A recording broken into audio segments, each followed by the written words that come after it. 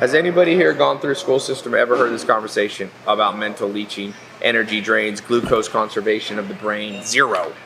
Zero. Every fucking school system. The older I get, the more I learn, the more I rage against the system. It's even worse than I thought. For each person here who wants to become an entrepreneur, I'm going to teach you something that is a principle is completely forgotten in the modern world, and it's not Parkinson's disease, it's Parkinson's syndrome. Parkinson's syndrome is a business term. Parkinson's disease is a neuromuscular degenerative disease, but the one I'm talking about is the one that makes you broke. So Parkinson's disease means this: you're an entrepreneur, you spend 1 hour a day on 8 different things, marketing, customer support, whatever it is. So now you decide you're going to be smart. You go, man, 8 hours a day, I'm doing 1 hour on these 8 things. It's eating up my whole day. I have no time to plan and do new things. So you go, let me hire 8 people. So you hire 8 people: Bob, George, Susie, Billy, all the people, okay? So now you go, or let's say you hire 7 people and you're the 8th. So you would think the day's gonna be great. You're gonna wake up, you're gonna do your 1 hour worth of work, and everyone else is gonna do their 1 hour worth of work, right?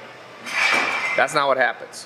What Parkinson's law predicts, it's a business term, is that people will fill up their time. If you give them 1 hour worth of work, but you pay them for 8 hours, they will make it slower so that they get paid for their whole 8 hours. It's called loss of productivity. That's what productivity means. By the way, that's the only thing the US has to do to fix its entire economy. It has nothing to do with all this bullshit that all politicians talk about. They're all full of shit, every single one of them. The way you make America more productive is you avoid Parkinson's disease. America has 330 million people. If every single person in America was twice as productive, and remember, most people aren't productive at all. They're a drain on society. If everybody was just twice as productive. Remember, Elon Musk is 1,000 times more productive than you and I. But I'm just asking people to be twice as good. Then America's GDP would go from 15 trillion to 30 trillion. Tax receipts would go from 3 trillion to 6 trillion. Without raising the tax rate, you wouldn't have to increase taxes on anybody, the rich or the poor. Now you'd have 6 trillion in taxes, and our budget, we wouldn't have any deficit. We wouldn't lose money. We only spend like 4 or 5 trillion. We take in, I think, 3 or 4 trillion, and we spend like 6 trillion. So we're going in debt. That's why we'd be going, depending on the year. But if Americans were more productive, right, the same 330 million people were more productive, guess what would happen? You'd have more money in the total pie to tax. So you wouldn't raise tax rate.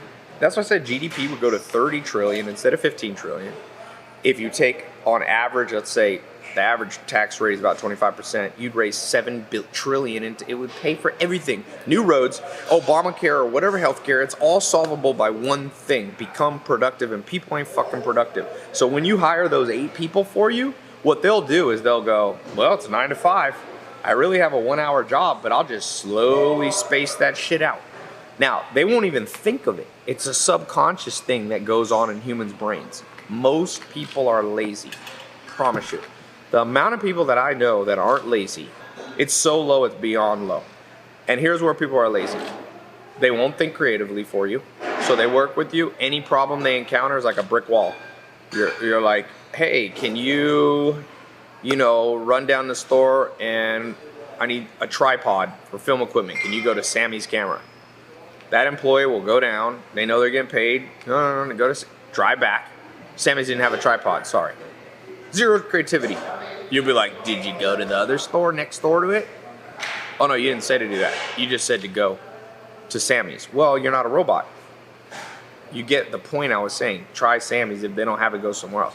That's creativity. So people are mentally lazy, and this is by far the most. When we think of laziness, we think of people who, won't take a shovel and dig a hole when you're digging a hole, and so they're like physically lazy. It's a little bit of physical laziness, but for the most part, people are so mentally lazy. I'll give you a test to test on your friends. Bring up something that's important but nobody knows in the room. Watch and just time this. How long till somebody reaches their phone to start Googling it? You know why people don't do that? They're lazy, and there's a reason. I wrote an article many years ago called The Balancer of the Brain. Your brain tries to conserve glucose. Back in history, it was very hard to get glucose, sugar, and carbohydrates for your brain. So ancient times, you know what most of our ancestors did? Literally, they laid around all the time. They've done studies of nomadic tribes. They spend most of their time laying around. They forage for food about 3 hours a day, and the rest of the time they lay around because they have to conserve energy because they can't get enough calories. I think the average, Dr. David Buss did some research, the average person, there's a tribe in Tanzania, Africa, called the Hansas or something, I forget the exact name, but they only eat about 1,600 calories a day. They can't get any more. So if you could only get 1,600 calories, that's not a lot of calories, especially for a grown man. Most grown men need, let's say 2,000 at the minimum. So those people, so we descend, our great-great-great-grandparents were physically lazy most of the time. And then when they had to hunt something, they'd run real fast because they didn't have a lot of prosperity in the world. Now it's prosperity. Now look at Arnold Schwarzenegger. He ate a lot of food that didn't exist thousands of years ago, grocery stores like that, so he was able to get way bigger, way stronger. Same with the brain. We have all the tools we need. Every employee you hire is going to try to mentally leech you, trust me. I don't care if they have a PhD. I've never seen an exception to this rule. Not once, ever. The only time I see exceptions is top entrepreneurs that I know that are like, you want to start a business together. Those guys get it because that's why they're made $100 million. Anybody else is lost. The world doesn't teach them this. Nobody teaches this. Has anybody here gone through a school system, ever heard this conversation about mental leaching, energy drains, glucose conservation of the brain? Zero. Every fucking school system. The older I get, the more I learn, the more I rage against the system. It's even worse than I thought. So what you have to do with Parkinson's syndrome is you have to automatically assume people are going to be mentally lazy. You give them a task that should only take them 1 hour a day, and you give them free reign, they're not going to literally be lazy. They're just going to go way slower than they should. They're going to do the job, but then it'll be messed up, and you have to talk to them 10 times in a row. Can you fix it? Can you fix it? Can you fix it? They won't see the big picture. They won't be creative. So here's the solution. There's 3 solutions, 3-step solution to this. Number 1, always assume that people are going to do the job wrong for you. And it's not being negative, it's being a realist. There's a big difference between pessimist and realist. This is reality. So number 1, that's most likely outcome. You got to go in with that mindset. The second you go in the mindset of I see people hiring people and they're like, ooh, I just hired this awesome person. Look at their resume. Look at it. I'm like, you're a newbie entrepreneur to this game. 1 out of 100 people will be like that. The rest brings us to number 2. You have to build a training system. And that training system has to be a real deal one. And that's the biggest thing I've been learning over the last couple years is the importance of a training system. And then number 3, the quizzing system. This, damn it, is the one that no one told me. Even my mentors didn't tell me this. Quiz the shit out of people who work for you. Quiz them every day, all the time. Now, eventually, when they never get a quiz question wrong, then respect them more and don't keep doing it.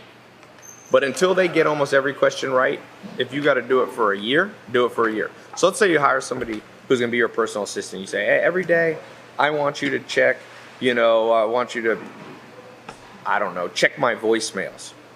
Make sure there's no important customer support voicemails. So if you're following my 3 steps, the first one, you're going to assume they'll do it wrong, but that in and of itself won't be enough. The second one, because that might lead you to just training. You go, okay, I'm going to train them how to do the voicemail. All right, you go here, you dial this pin to hear the voicemail, you write down on this pad of paper, you prioritize A, B, C, and you hand it to me when I come in, and that's a system. But you forgot number 3, quiz them. So here's what you do. You come in the office, you go, what's the 4th voicemail? What was the 4th voicemail? If they can't answer, they ain't paying attention. You hired them, they can pay attention. It's not that hard. Now, if you have 6,000 voicemails there, it might not be a reasonable request. But let's say you had 5 voicemails. Ask them, recite them back to me. What were they? Just not word for word, just what were they? Ronald Reagan had some of the wisest words known to mankind. I use it all the time. Hey man, I trust you, but I'm gonna verify you. I trust you, but I'm gonna verify you. You ever meet someone come to hire you? You have a criminal record? No, I don't have criminal record. Dude, I totally trust you, but I just verify. That's just my game. I always do it. It's robotic. So if you don't do that, that third one is what I didn't even learn from my mentors. I've learned this the hard way. Once you put all three in, it will transform your life.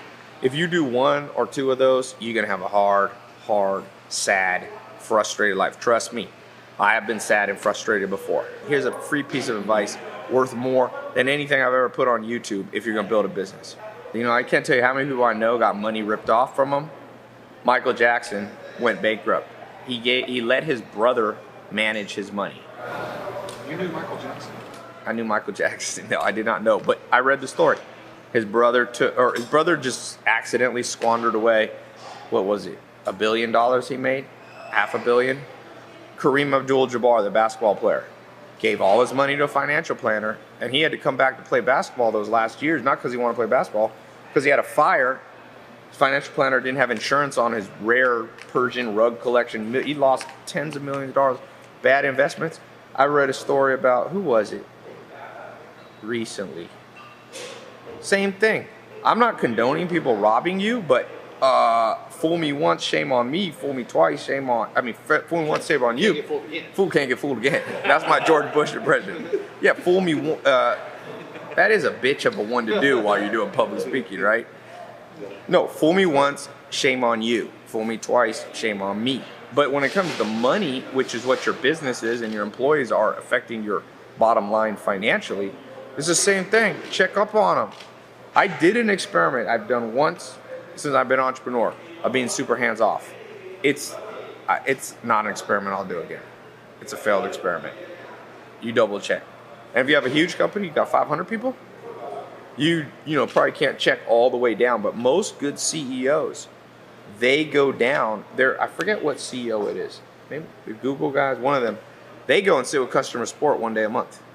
Like they go from the highest billionaire status all the way down to entry-level jobs and sit in there at least once a month. You don't have to go haywire. It can be the simplest questions. It just asks. Here's the thing that's going to shock you when you guys do this. Start with the simplest questions. You got a secretary, just be like, what did you do today? If they start by, wow, yeah, that means they did nothing.